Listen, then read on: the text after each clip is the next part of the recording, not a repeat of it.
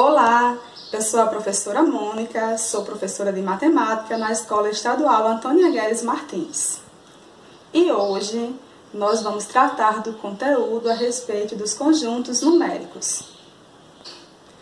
Bem, na aula de hoje nós vamos falar a respeito dos números naturais, dos números inteiros, dos racionais, dos irracionais e, por fim, dos números reais.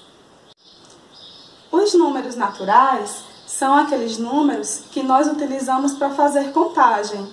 São os primeiros números que nós temos contato lá na infância e usamos para fazer contagens. O 1, o 2, o 3 e assim por diante, infinitamente. Sempre que nós vamos falar a respeito da quantidade de alguma coisa, nós estamos falando de números naturais.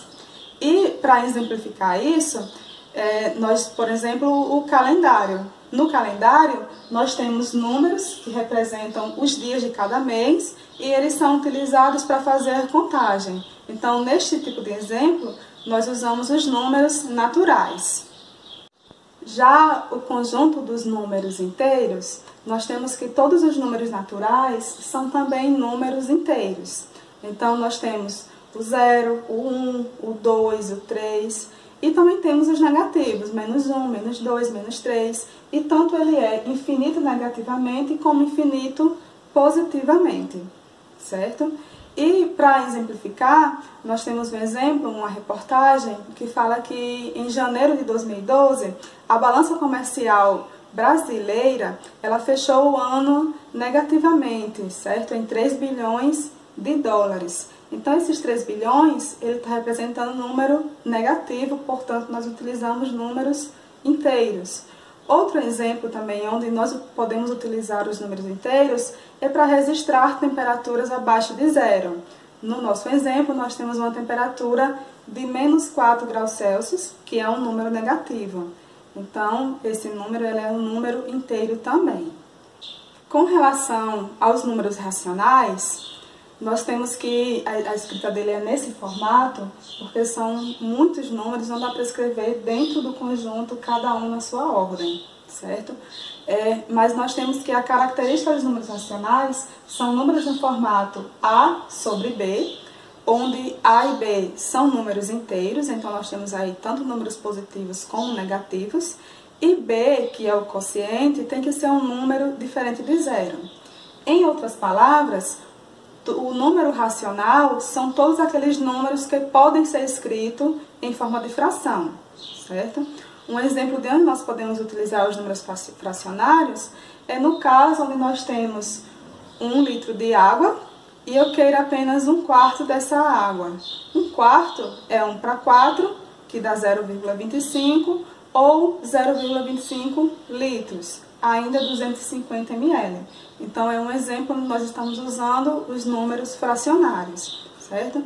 Outros exemplos nós temos, como no caso de 16 para 2, que dá 8, de 15 para 4, que dá 3,75, de 8 para 3, que dá 2,666, nós temos, nesse caso, uma dízima periódica, de menos 1 para 9, que também dá uma dízima periódica, menos 0,1 infinitamente.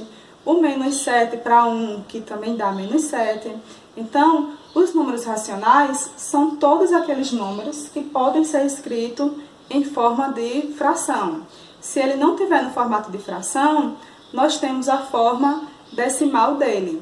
E quando eu observo a forma decimal, nós temos a parte inteira, após a vírgula, ou vai estar limitado, ou vai estar infinito, contanto que esses números que estão infinitos tenham uma periodicidade. A característica desses números, essas características, significam que esses números são números racionais. Logo após, nós vemos os números irracionais, que são números parecidos com os racionais, porque são decimais, só que a gente observa que nos números irracionais, eles também são infinitos, só que após a vírgula nós temos que ele não possui uma periodicidade, ou seja, eles são infinitos, só que não são periódicos. Nós temos alguns exemplos, como por exemplo a raiz de 7, que é 2,6457751 infinitamente. Após a vírgula, a gente observa que ele não tem uma periodicidade, assim como os outros exemplos, como a menos raiz de 5, que é 2,36067. Não temos uma periodicidade após a vírgula.